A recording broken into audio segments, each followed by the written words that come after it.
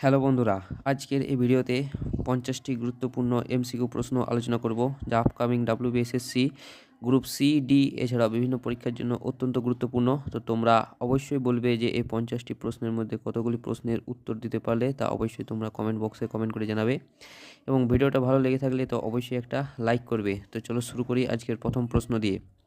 তো দেখো, আমাদের আজ প্রথম প্রশ্ন, ভারত মাতা চিত্রটি কে আঁকেন? ভারত মাতা চিত্রটি কে আঁকেন? তো এখানে সঠিক উত্তর হলো অবনীন্দ্রনাথ ঠাকুর। অবনীন্দ্রনাথ ঠাকুর ভারত মাতা চিত্রটি এঁকেছিল। তিনি এঁকেছিলেন 1905 সালে। 1905 সালে তিনি এই ভারত মাতা চিত্রটি এঁকেছিলেন। পরবর্তী প্রশ্ন, হুমায়ুন নামা গ্রন্থটি কার রচনা? হুমায়ুন নামা গ্রন্থটি কার রচনা? তো হুমায়ুনের আত্মজীবনী হলো এই হুমায়ুন নামাতে, এটি রচনা করেছিলেন গুলবদন বেগম। গুলবদন বেগম হুমায়ুন নামা রচনা করেছিলেন। পরবর্তী প্রশ্ন, ইউরো কাপ কোন খেলার সঙ্গে যুক্ত? ইউরো কাপ কোন খেলার সঙ্গে যুক্ত? তো এখানে সঠিক উত্তর হলো অপশন বি। অপশন বি, ফুটবলের সঙ্গে যুক্ত। এই ইউরো কাপ ফুটবলের সঙ্গে যুক্ত। পরবর্তী প্রশ্ন, সাতপুরা পর্বত কোথায় অবস্থিত? সাতপুরা পর্বত কোথায় অবস্থিত? তো সাতপুরা পর্বত মধ্যপ্রদেশ রাজ্যে অবস্থিত। মধ্যপ্রদেশ রাজ্যে অবস্থিত এই সাতপুরা পর্বতটি। আর সাতপুরা পর্বতের সর্বোচ্চ শৃঙ্গ কী, তা অবশ্যই তোমরা কমেন্ট বক্সে কমেন্ট করে জানাবে। এবং আরেকটা তথ্য, সাতপুরা হলো একটি স্তূপ পর্বত। সাতপুরা হলো একটি স্তূপ পর্বত। পরবর্তী প্রশ্ন, এলাহাবাদ প্রশস্তিতে কোন রাজার কীর্তি বর্ণনা করা রয়েছে? তো এলাহাবাদ প্রশস্তি, এটি রচনা হরিসেনের। হরিসেনের রচনা হলো এলাহাবাদের প্রশস্তি। এটি মূলত সমুদ্রগুপ্ত সমুদ্রগুপ্তের বর্ণনা রয়েছে। সমুদ্রগুপ্তের বর্ণনা রয়েছে এলাহাবাদ প্রশস্তি হরিসেনের। পরবর্তী প্রশ্ন, রোহলা বা রোহিলা, এটা রোহিলা, রোহিলা ন্যাশনাল পার্ক কোথায় অবস্থিত? রোহিলা ন্যাশনাল পার্ক কোথায় অবস্থিত? তার সঠিক উত্তর হলো হিমাচল প্রদেশের একটি ন্যাশনাল পার্ক হলো এই Rohilla national park. Rohilla national park, এটি মূলত হিমাচল প্রদেশের কুলু কুলু জেলায় অবস্থিত। হিমাচল প্রদেশের কুলু জেলায় অবস্থিত। পরবর্তী প্রশ্ন, বিজয়ঘাট কার সমাধিস্থল? বিজয়ঘাট কার সমাধিস্থল? তো বিজয়ঘাট হলো প্রাক্তন প্রধানমন্ত্রী লাল বাহাদুর শাস্ত্রী। লাল বাহাদুর শাস্ত্রীর সমাধিস্থল হলো বিজয়ঘাট। এছাড়া জওহরলাল নেহেরু ছিল ভারতের প্রথম প্রধানমন্ত্রী। পরবর্তী প্রশ্ন, সোনার গহনার খাদ হিসেবে কি মেশানো হয়? সোনার গহনার খাদ হিসেবে কি মেশানো হয়? তো পুরোপুরি সোনা দিয়ে কখনোই কোনো কিছু গয়না বা কোনো কিছু বানানো সম্ভব নয়, কেননা সোনা খুবই নমনীয় এক ধরনের ধাতু। সোনা হলো খুবই নমনীয়, তার জন্য সোনার সঙ্গে কিছুটা পরিমাণে তামা মিশিয়ে সেটিকে আরও টেকসই করা হয়। তামা মিশিয়ে সোনার সঙ্গে খাদ হিসেবে তামা মেশানো হয়। পরবর্তী প্রশ্ন, কোন অ্যাসিডকে শক্তিশালী অ্যাসিড বলা হয়? কোন অ্যাসিডকে শক্তিশালী অ্যাসিড বলা হয়? নিচের কোন অ্যাসিডকে শক্তিশালী অ্যাসিড বলা হয়? তো এখানে সঠিক উত্তর হলো HNO3। HNO3, HNO3 অর্থাৎ নাইট্রিক অ্যাসিড। নাইট্রিক অ্যাসিডকে শক্তিশালী অ্যাসিড বলা হয়। এছাড়াও নাইট্রিক অ্যাসিড ছাড়াও রয়েছে H2SO4 অর্থাৎ সালফিউরিক অ্যাসিড। পরবর্তী প্রশ্ন, খারদুংলা গিরিপথ কোথায় অবস্থিত? খারদুংলা গিরিপথ কোথায় অবস্থিত?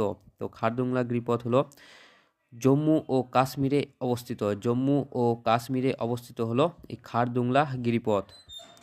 পরবর্তী প্রশ্ন, পশ্চিম ভারতের সক্রেটিস কাকে বলা হয়? পশ্চিম ভারতের সক্রেটিস কাকে বলা হয়? তো এখানে সঠিক উত্তর হলো মহাদেব গোবিন্দ রানাডে। মহাদেব গোবিন্দ রানাডেকে পশ্চিম ভারতের সক্রেটিস বলা হয়, কেননা তার জ্ঞান এবং সমাজ সংস্কারমূলক কাজের জন্য তাকে পশ্চিম ভারতে সক্রেটিস বলা হয়, মহাদেব গোবিন্দ রানাডেকে। পরবর্তী প্রশ্ন, ওজন গ্যাসের রং কী? ওজন গ্যাসের রং কী? তো ওজনের সংকেত হলো O3। তো ওজন গ্যাসের রং হলো, এখানে সঠিক উত্তর হলো বেগুনি।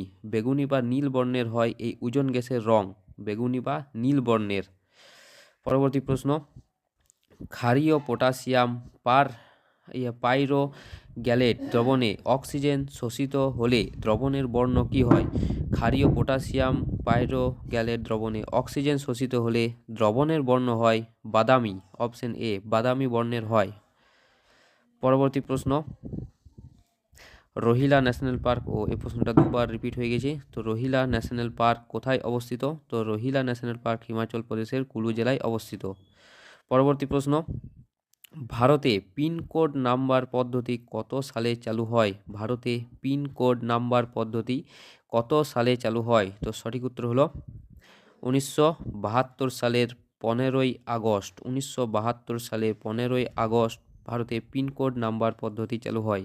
আর তোমাদের এলাকার পিনকোড কি তা অবশ্যই তোমরা কমেন্ট বক্সে কমেন্ট করে জানাবে। পরবর্তী প্রশ্ন, কলম্বো কাপ কোন খেলার সঙ্গে যুক্ত? কলম্বো কাপ কোন খেলার সঙ্গে যুক্ত? তো এখানে সঠিক উত্তর হলো ফুটবল খেলার সঙ্গে যুক্ত হলো কলম্বো কাপ, ফুটবল খেলার সঙ্গে যুক্ত, মনে রাখবে। পরবর্তী প্রশ্ন, অল ইন্ডিয়া ম্যালেরিয়া ইনস্টিটিউট কোথায় অবস্থিত? অল ইন্ডিয়া ম্যালেরিয়া ইনস্টিটিউট কোথায় অবস্থিত? তো এখানে সঠিক উত্তর হলো নিউ দিল্লি বা দিল্লিতে। দিল্লিতে অবস্থিত অল ইন্ডিয়া ম্যালেরিয়া ইনস্টিটিউট, দিল্লিতে অবস্থিত। পরবর্তী প্রশ্ন, বুলগেরিয়ার রাজধানী কোথায় বা বুলগেরিয়ার রাজধানী কোনটি? বুলগেরিয়ার রাজধানী হলো সোফিয়া, অপশন সি, সোফিয়া হলো বুলগেরিয়ার রাজধানী। পরবর্তী প্রশ্ন দেখো, 1792 সালে শ্রীরঙ্গপত্তনমের সন্ধি টিপু সুলতান ও কার মধ্যে স্বাক্ষরিত হয়? 1792 সালে শ্রীরঙ্গপত্তনমের সন্ধি টিপু সুলতান ও কার মধ্যে স্বাক্ষরিত হয়? তো এখানে সঠিক উত্তর হলো লর্ড কর্নওয়ালিসের মধ্যে, টিপু সুলতান এবং লর্ড কর্নওয়ালিসের মধ্যে শ্রীরঙ্গপত্তনমের সন্ধি স্বাক্ষরিত হয়। পরবর্তী প্রশ্ন, কালপেচা কার ছদ্মনাম? কালপেচা কার ছদ্মনাম? তো এখানে সঠিক উত্তর হলো বিনয় ঘোষ, বিনয় ঘোষের ছদ্মনাম হলো কালপেচা, বিনয় ঘোষ। পরবর্তী প্রশ্ন, নর্মদা নদীর মিলনস্থল কোথায়? অর্থাৎ নর্মদা নদী কোথায় গিয়ে পড়েছে বা কোন সাগরে বা উপসাগরে গিয়ে পড়েছে? তো এখানে সঠিক উত্তর হলো খামবাত উপসাগর, গুজরাটে অবস্থিত এই খামবাত উপসাগরটি, এটি নর্মদা নদীর মিলনস্থল। আর নর্মদা নদী উৎপত্তি হয়েছে অমরকণ্টক থেকে, অমরকণ্টক থেকে নর্মদা নদীর উৎপত্তি হয়েছে।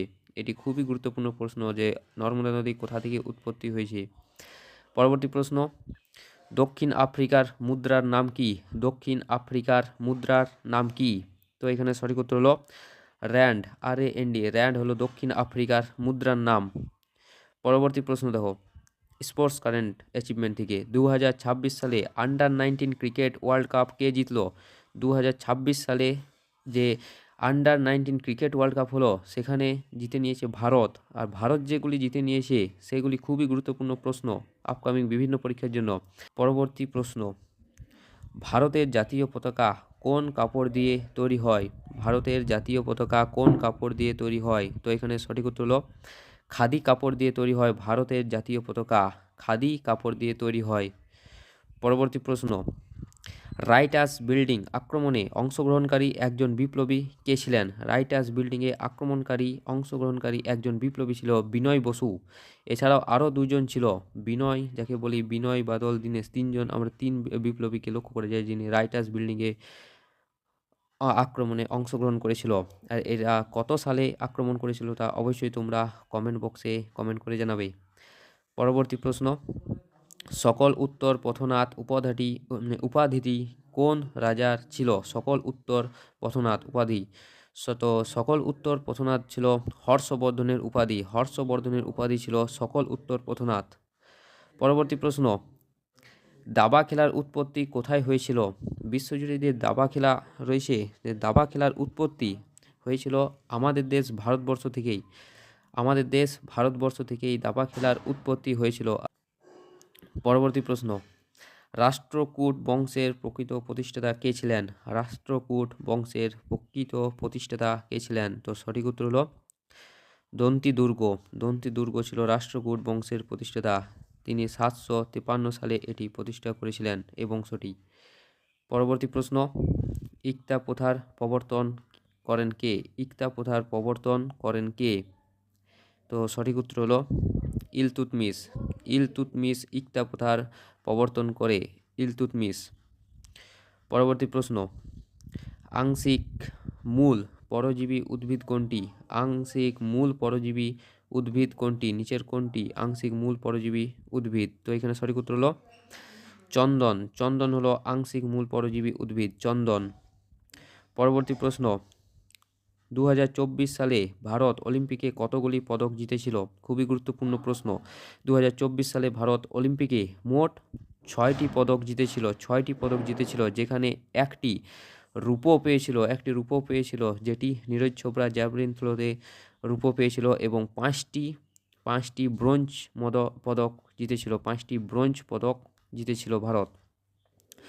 পরবর্তী প্রশ্ন, কোন যৌগটি তড়িৎযোজী ও সমযোজী উভয় বন্ধন ধারণ করে? কোন যৌগটি তড়িৎযোজী ও সমযোজী উভয় বন্ধন ধারণ করে? নিচের মধ্যে কোনটি? তো এখানে সঠিক উত্তর হলো KCN, পটাশিয়াম সায়ানাইড KCN যৌগটি তড়িৎযোজী ও সমযোজী উভয় প্রকার বন্ধন ধারণ করে। পরবর্তী প্রশ্ন, বাংলার আদিনা মসজিদ কে নির্মাণ করে? বাংলার আদিনা মসজিদ কে নির্মাণ করে? তো এখানে সঠিক উত্তর হলো সিকান্দার শাহ বাংলার আদিনা মসজিদ নির্মাণ করে, সিকান্দার শাহ। পরবর্তী প্রশ্ন, স্যামসাং কোন দেশের কোম্পানি? তো স্যামসাং হলো একটি ইলেকট্রনিক কোম্পানি। তো স্যামসাং হলো দক্ষিণ কোরিয়া অর্থাৎ সাউথ কোরিয়ার কোম্পানি। পরবর্তী প্রশ্ন, সাম্প্রদায়িক বাটোয়ারা নীতি বা সাম্প্রদায়িক বাটোয়ারা কে ঘোষণা করেন? তো এখানে সঠিক উত্তর হলো রামসে ম্যাকডোনাল্ড সাম্প্রদায়িক বাটোয়ারা নীতি ঘোষণা করেন। আর এর ফলে হয়েছিল 1932 সালে পুনা চুক্তি ঘটেছিল, যেটি হয়েছিল মহাত্মা গান্ধীর সঙ্গে B.R. আম্বেদকরের। পরবর্তী প্রশ্ন, কোন কলা পাতায় প্রস্তুত খাদ্য উদ্ভিদে পরিবহন করে? পরিবহন করে? তো সঠিক উত্তর হলো ফ্লোয়েম কলা পাতার প্রস্তুত খাদ্য উদ্ভিদে পরিবহন করে, এবং জাইলেম কলার মাধ্যমে জল এবং খনিজ পদার্থ পরিবহিত হয়, জাইলেম কলার মাধ্যমে। পরবর্তী প্রশ্ন, বাংলা ভাষায় প্রথম সংবাদপত্রের নাম কি? তো বাংলা ভাষায় প্রথম সংবাদপত্রের নাম হলো সমাচার দর্পণ, অপশন এ সমাচার দর্পণ। আর এটি হয়েছিল 1818 সালে শ্রীরামপুর থেকে এটি প্রকাশিত হয়েছিল, বাংলার প্রথম সংবাদপত্র সমাচার দর্পণ। পরবর্তী প্রশ্ন, কোনো গ্যাসের আণবিক ভর 42 হলে তার বাষ্প ঘনত্ব কত হবে? তো এটি একটি অঙ্ক। তো এখানে সঠিক উত্তর হবে 21। এখানে সঠিক উত্তর হবে 21, কেননা আমরা জানি D সমান m/2। তো এখানে D হলো বাষ্প ঘনত্ব এবং m হলো আণবিক ভর। তো এখানে m সমান 42/2, কাটাকুটি করলে 21। তো এখানে সঠিক উত্তর হবে 21। পরবর্তী প্রশ্ন, হিন্দু মেলার প্রতিষ্ঠাতা কে ছিলেন? তো সঠিক উত্তর হলো নবগোপাল মিত্র ছিল হিন্দু মেলার প্রতিষ্ঠাতা। তিনি 1867 সালে এটি প্রতিষ্ঠা করেন, হিন্দু মেলা। পরবর্তী প্রশ্ন, ভারতের গোলাপী শহর কাকে বলা হয়? তো সঠিক উত্তর হলো রাজস্থানের জয়পুরকে গোলাপী শহর বলা হয়। পরবর্তী প্রশ্ন, ইউরোপীয় ইউনিয়নের সদর দপ্তর কোথায় অবস্থিত? ইউরোপীয় ইউনিয়নের সদর দপ্তর কোথায় অবস্থিত? তো এটি সঠিক উত্তর হলো বেলজিয়ামের ব্রাসেলসে ইউরোপীয় ইউনিয়নের সদর দপ্তর অবস্থিত। পরবর্তী প্রশ্ন, ভারতের সংবিধানের রচয়িতা হিসেবে কাকে গণ্য করা হয়? তো এখানে সঠিক উত্তর হলো B.R. আম্বেদকরকে ভারতের সংবিধানের রচয়িতা হিসেবে গণ্য করা হয়। পরবর্তী প্রশ্ন, জাতিসংঘ সংস্থা কবে প্রতিষ্ঠিত হয়? তো এখানে সঠিক উত্তর হলো 1945 সালে 24শে অক্টোবর জাতিসংঘ প্রতিষ্ঠিত হয় 1945 সালে 24শে অক্টোবর। পরবর্তী প্রশ্ন, পৃথিবীর বৃহত্তম মহাসাগর কোনটি? পৃথিবীর বৃহত্তম মহাসাগর কোনটি? তো এটি বৃহত্তম এবং গভীরতম দুটোই বলা চলে। তো পৃথিবীর বৃহত্তম এবং গভীরতম মহাসাগর হলো প্রশান্ত মহাসাগর। প্রশান্ত মহাসাগর, আর এই প্রশান্ত মহাসাগরের মধ্যে অবস্থিত মারিয়ানা ট্রেঞ্চ, যেটি পৃথিবীর সবচেয়ে গভীরতম স্থান। মারিয়ানা ট্রেঞ্চ প্রায় 11,000 মিটার যার গভীরতা। পরবর্তী প্রশ্ন, ভারতের জাতীয় সঙ্গীতের রচয়িতা কে? ভারতের জাতীয় সঙ্গীত বা ন্যাশনাল অ্যান্থামের সঙ্গীতের রচয়িতা কে? তো সঠিক উত্তর হলো রবীন্দ্রনাথ ঠাকুর।